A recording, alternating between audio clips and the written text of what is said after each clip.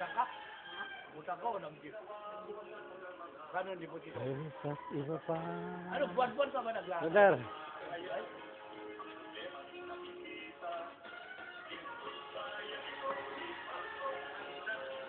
Hanggang.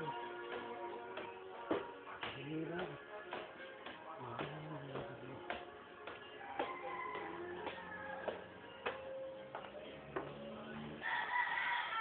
Brother.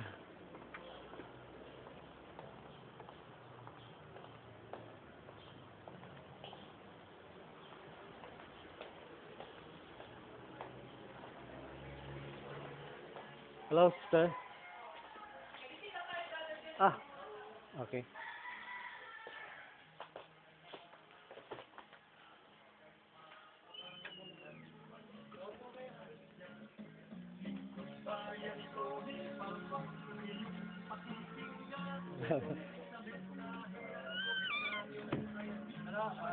Yun, pasok.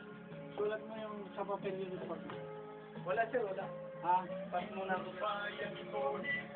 Lalagay ko, blanco. Pas mo na ko sir. Boss kami. 25 days na po yan. Kaya tingnan mo parang 25 days na ito. Lakad mo na. The brothers, yung ating mama. Kasama sa dito bayan ko.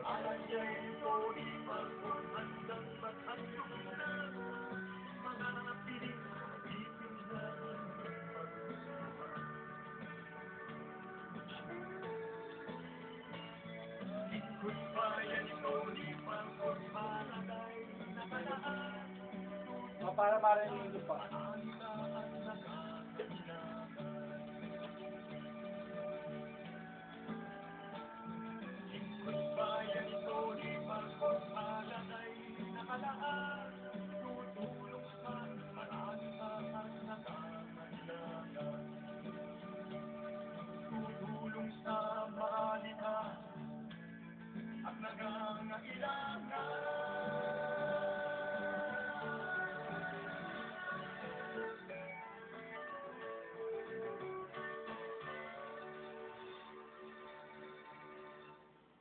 Alright mga kaibigan, yan po yung ating pambukod na awitin na nagbibigay ng kasiyahan sa bawat mga nakikinig.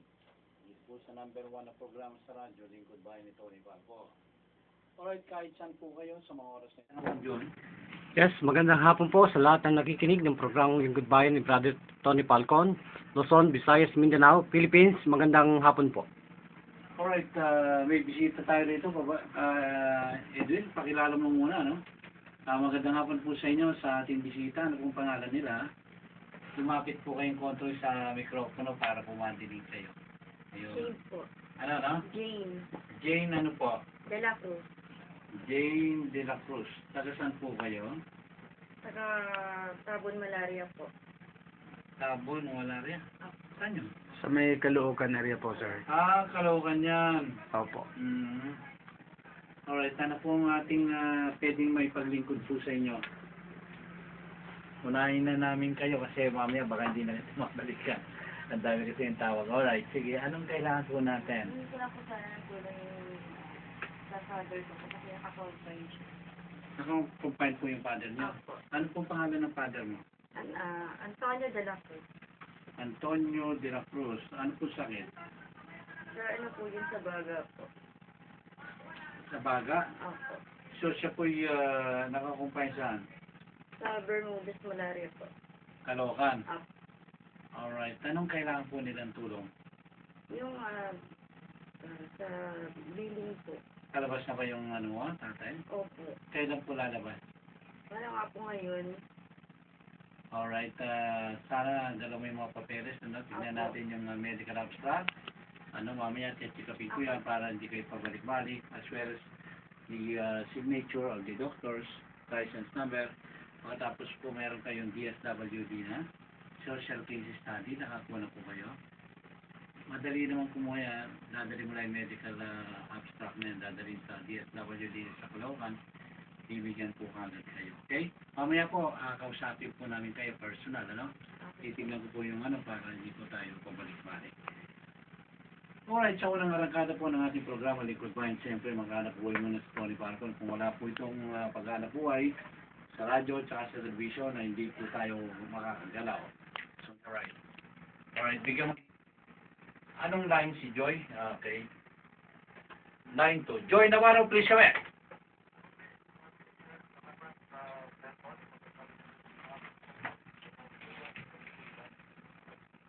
Mm-hmm.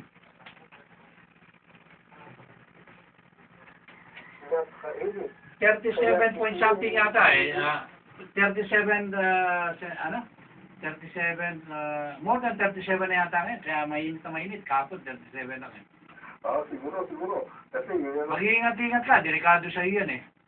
Huwag ka masyadong kaya na yung, kailangan yung bimpo mo medyo malamig-lamig. Ilagay mo yung puto mo sa ulo mo. Haba ka, nauna. Lagi yung magbasa ka ng ulo, baka high ka. Delikado yan. Ikaw talaga. Style yun, ng mga matatanda. Hindi, huwag mo sabihin tumatanda yung mga kalabaw na. Huwag mo sabihin matanda ka. O, hindi mo sasabihin yun. Basta ika nga kumikikig pa. Ay, ibig sabihin, huwag mo nang isipin yung tanda. Si Brother Jun, pwede kang palakasin dito eh. Gusto mo eh. Yung ano mo, yung gusto mo palakasin ka. Oo. Maganda na po nakalimutan ko. Nandito rin yung ating reporter, si Edwin Berlanas. Yung bagong literador natin, okay? Alam mo, masarap yung mga... Hindi, pinipili lang naman natin yung talagang maasahan natin. Hindi na tayo pwedeng kuha ng reporter kasi kung hindi rin naman natin pakikinabangan at hindi mo makakatulong sa sambayanan, anong klaseng reporter na meron tayo, di ba? Kailangan ng reporter, kaya ka pumasok sa pagiging reporter, kailangan alam mo tungkulin mo, di ba? Yung makatulong ka sa kapwa mo, hindi ikaw ang dapat tulungan. Tutulungan ka na lang ni Tony Falcon kung sakali, okay.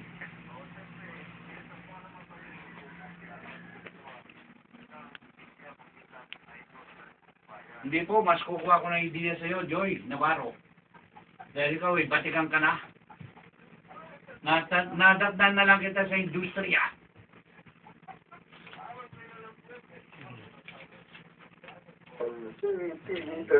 Opo, alas 5:30 po, mamaya po, at ang ating bisita, isa pong inventor ng Challenge 21. Napakaganda. Investor yan, ha? Opo. Bukas, meron pa tayo, di ba? Po, alas 4 po bukas ang bisita naman natin na isa pong agriculture, yung si Modi Flores. Itong mga nagiging bisita natin at itong report natin ng mga kasama natin sa Liquid Bayan, talagang inaasahan po namin na ang katulad po ng credo na sinabi ng aming angkor, naglingkod. Alam mo, Sir Tony, dapat siguro lalo na yung mga may-ari ng sasakyan ngayon, particular na yung mga public vehicle, siguruhin nilang nasa maayos na kalagayan yung temperatura ng kanilang sasakyan. Alam mo, napakainit talaga sa labas. Sir Tony, mamaya habang ako, baka mamaya nagkat. Totoo po yan, talaga napakainit yan.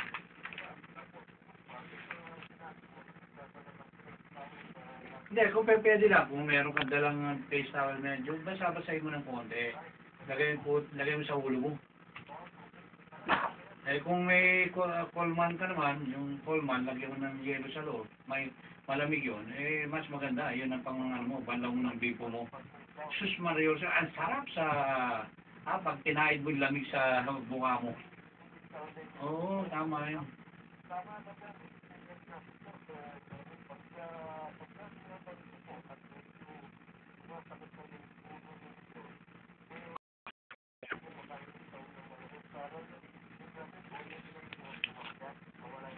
Kasi marami po na-atake dahil sa taginit ngayon.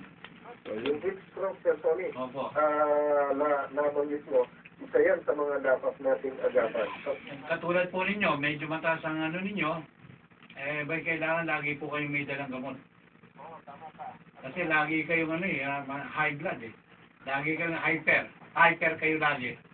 Hindi, mga high blood lang naman tayo, sir. Ganun high blood ka pag wala kang kailangan lagi puno ang bulsa.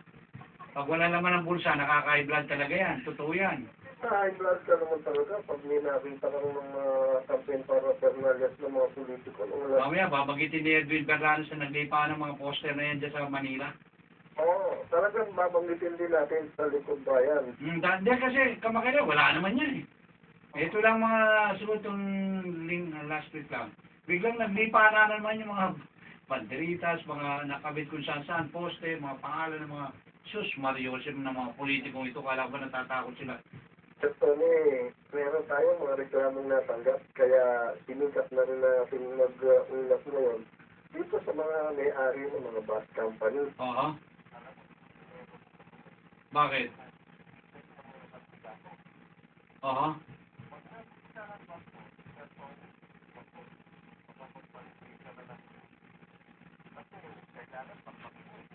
Oo naman.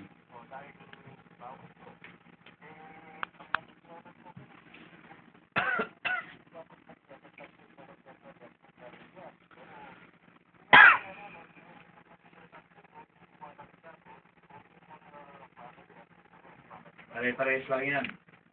Share dito sa kanila na pwede mo itulong sa pamagitan ninyo bilang Joshua Therapy. Sige, sa Joshua Therapy. Yes, para po magkaroon po tayo ng mabuting pagigipong alerto para tayo po hindi magkaroon tayo ng mga physical imbalances dito sa tinatawag natin na angina pectoris Brother Tony Falcon, sapagkat ito yung tinatawag natin na insufficient coronary blood flow na nagre-resulta po sa talagang limitado yung supply ng oxygen natin dito sa ating puso po, no, mga kababayan.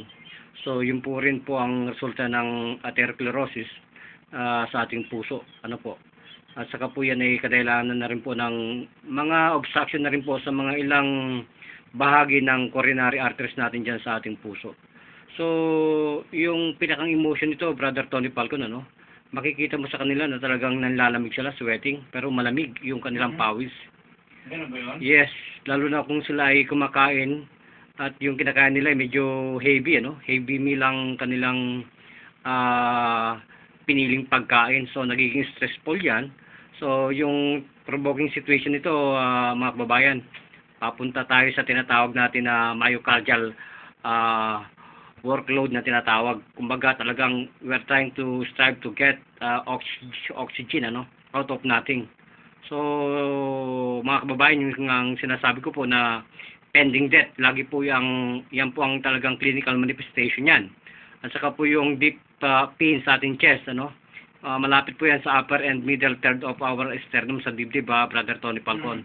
Kasama po yung pain natin dyan sa neck, sa jaw, sa shoulder, dyan po yan na makikita natin sa arms.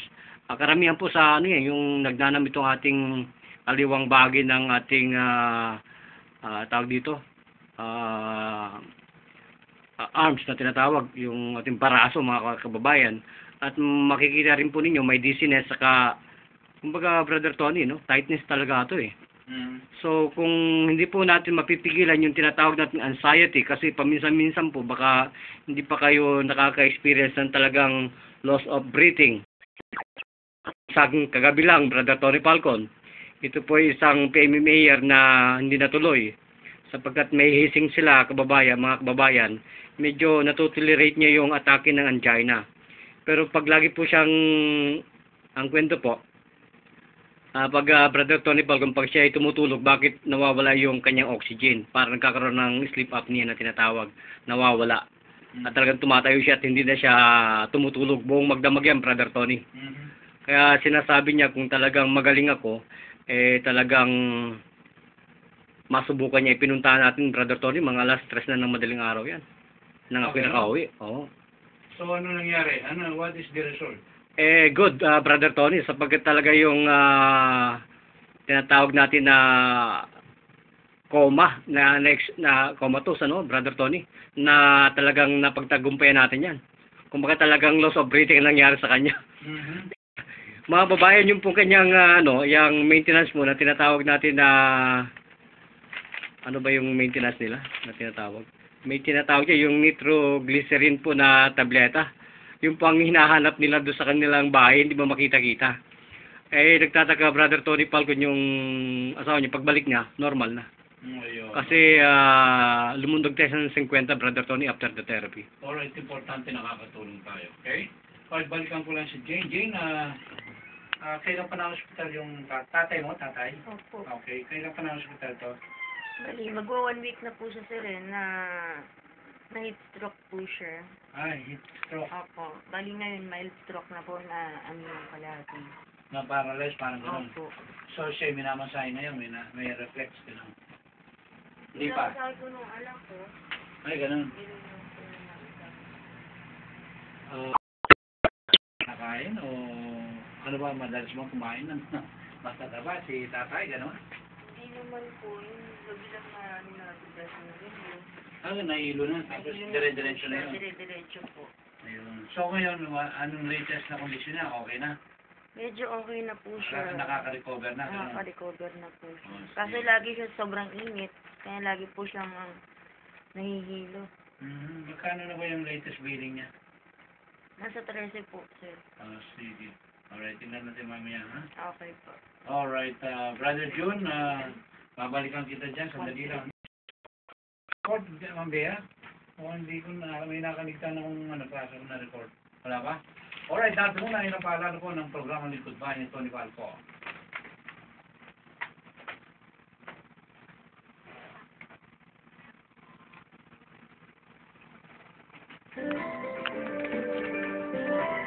Libo-libo rin ang naaalagaan ng PCSO. Tapos kaya yung Kaya naman panay ang portion, son.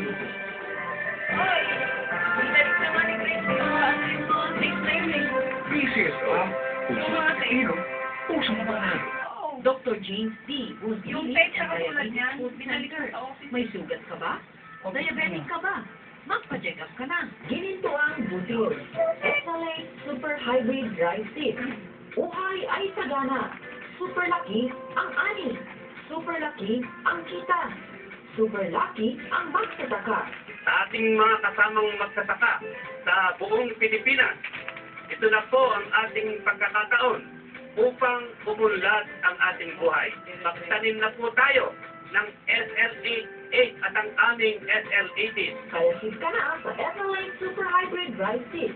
Ang bining maaasahan at pangbawi sa tag-ulan. Deal! Deal! Deal! Deal! Ito ang larong hindi mo pagsasawaan. Susubukin ang talino mo. Challenge 21. Inbensyong pampamilya, pambarkada, at pwede-pwede sa palarong pang-eskwela. Susuko ka ba sa hapon? Pangarap mo bang mag-abroad? Lam Healthcare Staffing Corporation is in need of professionals and city workers, hotel workers, household service workers, telephone number that's and kaya sabihin mo na lang yung order. Mga binanggit doon eh. Tapos is number niya. Jeffco Building, 2118 MX Johnson Street, Malate, Manila. Or call 400-5886.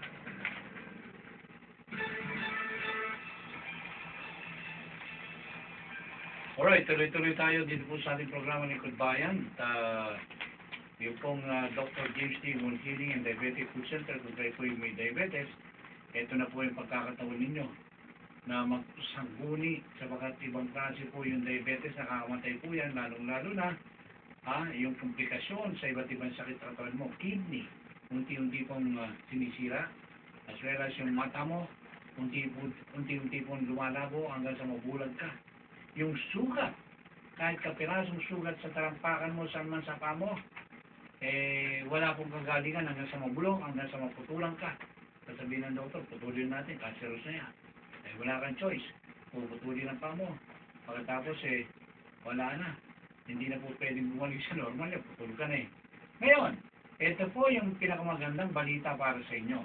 Ang Dr. James D. Wound Healing and Diabetic Food Center, sila po ay merong makabagong machine, Hyperbaric Oxygen 30.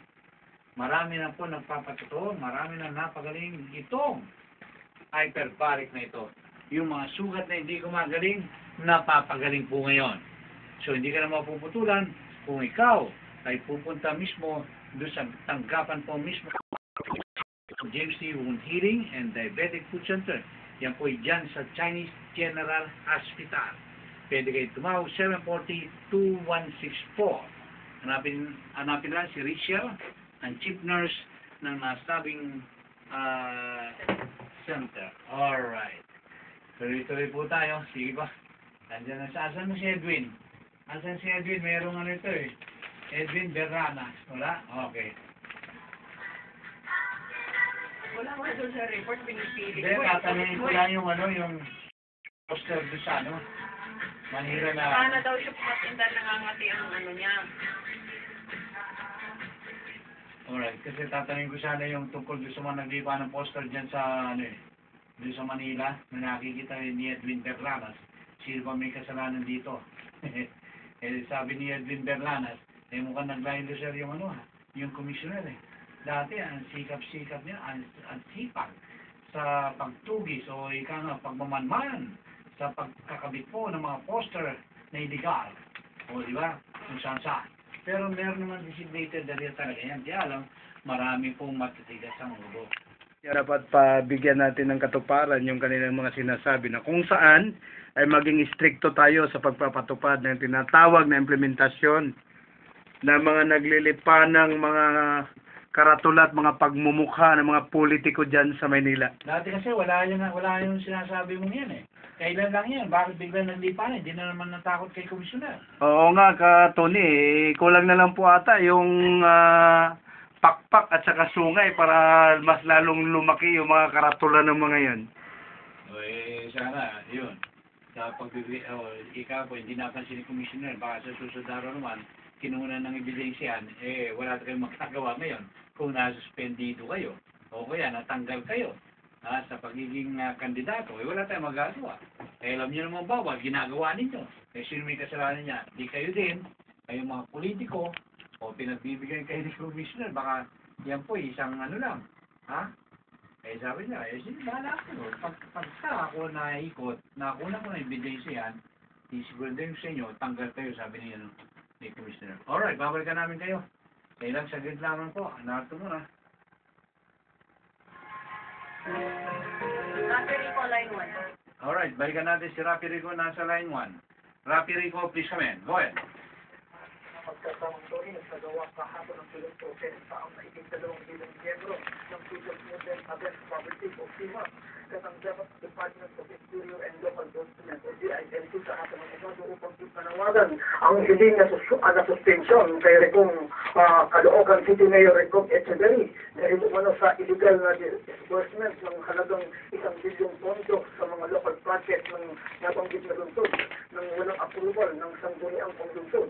Kaliham ng PIMA sa pangunguna ng National Chairman nito na si Ronald Sumbao Rojas, kalapit ang annual audit report ng Commission on Audit na may walang naman eh. ng grupo. Malabo yun kasi liberal party yun. DILT na siyang direktang Mamaya, marunong gumano. batikusin natin mamaya yan. Ayon kay Sumbao, nangako umano noon si Rojas sa sambayan ng Pilipinas na hindi nito gagamitin ang kanyang ahensya para sa kanyang nabugong ambisyon na maging Pangulo ng Bansa. Sana nga. Subalit halata umano ang pananahimik ng talihim at kawalan ng aksyon sa kaso ni Echeverry kung ikukumpara sa ginawang aksyon ni Rojas sa kaso ni Cebu Governor Gwen Garcia. Yes, halata eh. Una pa rin dito sa ating pinalagyan ng Pilipinas para sa CBS, dito po reporting. Alright, maraming salamat, Rapi Rico. Tuloy-tuloy tayo dito po sa number 1 na programa sa radyo. The Goodbye ni Tony Falcon. At siyempre, doon sa mga kaibigan natin, standby lang kayo dyan. Magandang talakayan yun. Eh, no?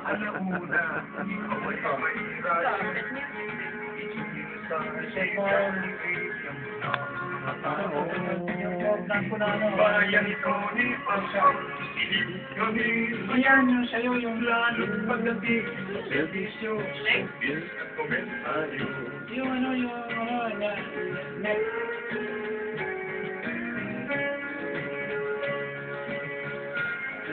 Yung nagaling yun din eh. Nawawala na Number mga papeles at iba pa Kaya mo naman bumbos. Mahaya, ang problema nila. Alright, tuloy-tuloy. Tuloy-tuloy tayo. Ako minsan gusto ko naman, hindi ko alam. Mabubusit ako. Sa mga politiko. Buti na lang, hindi ako kumandidato. Mr. Falcon, kumandidato ka na. bilang congressman, ay sus Mario Jose, huwag nyo nga pasok sa magulong politika na yan. Nung araw pa sa akin, dami nagpapasok sa akin, pero party list, ayaw mo, sabi sa akin, party list lingkod bayan. Sabi ko, hindi na, nagre-serve zero na ako. Kung Pilipinas naman po ito, ba't kailangan pa tayo mag-party list? Tingnan natin. Kayo nagmumumpahin niya sa akin, hindi naman ako, 2016, pwede tayo mag-party list kung gusto niyo. Di ba?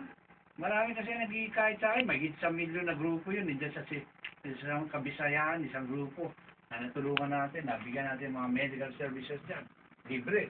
Ngayon, kahit po, sige, additional, doon po sa tinatalakay natin, additional information para karagdagan kalam na doon sa mga nakikinig sa atin dito sa Angina Pectoris na ito. At whereabout mo, kung saan ka pwede tawagan.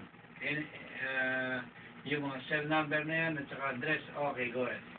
Yes, muli po sa mga nakikinig, tungkol po tayo dito sa Angina Pectoris na tinatawag sapagkat Brother Tony Falcon, napakalaki ng surgical preparation dito para magkaroon ka ng bypass dito o coronary angiogramoplasty na tinatawag. Kailangan may mga more than 1 million ka dito. Ito yung tinatawag natin na revascularization na tinatawag of blood supply to the myocardial muscles ng ating puso. So, ang complication dito, potential complication, Brother Tony, ito yung tinatawag natin na myocardial infarction na tinatawag. Ito yung mga complication na magkakaroon ka na tinatawag natin acute pulmonary edema dito. Heart failure, mga kababayan. At ito po yung talagang nangyari sa amin kagabi, brother. Ito yung tinatawag natin na cardiogenic shock na tinatawag. So talagang nagkaroon siya ng cardiac arrest nung oras na yun. Sapagkat kung ang requirement at saka yung self-care natin, Brother Tony, ay talagang hindi man most advanced to the whole world na tinatawag. Baka kagabi pa lang, napusasan na ako ng mga PNP dito. Sapagkat talagang gulay na siya, Brother Tony, nagyabang kasi. Sapagkat nagpusap ng 25, naglumukso ng 50. Talaga yung resistance yung vasodilation ng ating resistance ng ating muscle dyan, hindi pagganap na stronger. So yung narrowing constriction yan, wala ka pang good blood circulation, ay talagang matutulog ka. Pero Brother Tony Falcon, wala pang 5 seconds, retrieval ka agad. Yun ang pinagmamalaki ko sa YouTube, Brother Tony, na dito sa Lingkod Bayan, mga kababayan, na kung kayo talaga po ay positibo sa tinatawag natin mga complication na bilanggit ko, yung pong myocardial rupture na tinatawag, yung pong cardiac tamponade na tinatawag, para po maibsan ang inyong anxiety. Yan po kasi yung gate niyan para magkaroon kayo ng tinatawag ng angina pectoris. Makipag-ugnayan po kayo dito sa aming bulwaga, dito po sa DWAD ni Brother Tony Falcon. Kahit yung telephone number mo, anytime na pwede ka nilang tawagan, in case of emergency, na gusto nilang papuntahin ka sa kanilang tahanan, saan, anong number? Go ahead. Ito po ang number natin dito, Brother Tony Falcon, dito sa ating studio. 544-6641, live po yan, 24 hours. At saka po ito po ang isa pang number, 996-0904 at may cellphone number 0916-436-8875. Back to you, Brother Tony. Alright, maraming salamat sa mga listeners po namin. Kung meron kayong karamdaman na doon sa binabanggit niya, magpa-check up po kayo, magpatingin sa kanya. Dito po sa Lingkod Bayan, wala po kayong babayaran pag nandito kayo. Dito sa studio, hindi po nagpapabayad. Video ba natin naramdaman na ito po yung tulong natin sa mga Lingkod Bayan ito Programa po ni Tony Falcon ito. So, sabi ko, huwag tayong maniningil. Kung gusto natin makatulong sa tao. Alright, Brother Edwin, magpaalam ka na, baka meron ka pag gustong batiin, go ahead, nasa inyong pagkakataon. Muli sa lahat ng tagapakinig o sumasubaybay sa palatuntunang Lingkod Bayan ni Tony Falcon, kami po ay taos-pusong nagpapasalamat. At mabuhay, Class Marangal PNP, ito ang inyong lingkod, si Brother Edwin. Alright, maraming salamat Edwin. At siyempre sa bisita natin, maraming salamat din po. At dun sa mga nakikinig sa atin ng Alyansa ng Media at Showbiz, ito po yung party list number 6. Kung kayo po yung nakikinig, huwag ninyong kakalimutan. Alyansa ng Media at Showbiz, party list po yan, number 6. Ang first nominee, Mr. Rory Gonzalo. The second nominee, Attorney, sino ba yun? Leo Martinez. Attorney Manik Manaw ang tawag na congressman eh. Alright, tuloy-tuloy tayo. Tayo po'y muling nagpapaalam na sa oras na ito. Sana po'y nabigyan po namin kayo ng konting kasiyahan at kaalaman dito po sa ating number 1 na programa ito. Sa Lunes, yeah, that's right. Pero mamaya po, hindi nyo kakalimutan na 5:30, Sowi Light TV Channel 33 po yan. Alas 5:30 po, kung may cable kayo, lahat ng cable, yan po ilabas. Sky Cable Channel 5. Destiny Cable Channel 98 po. Maraming salamat po sa inyo, sa inyong pakikinig, Sister Divine, sa lahat po ng mga kababayan natin na nandiyan sa Isabela na nakikinig daw. Alright, mabuhay kayo. Ito ang inyong likod bayan, Tony Falcon.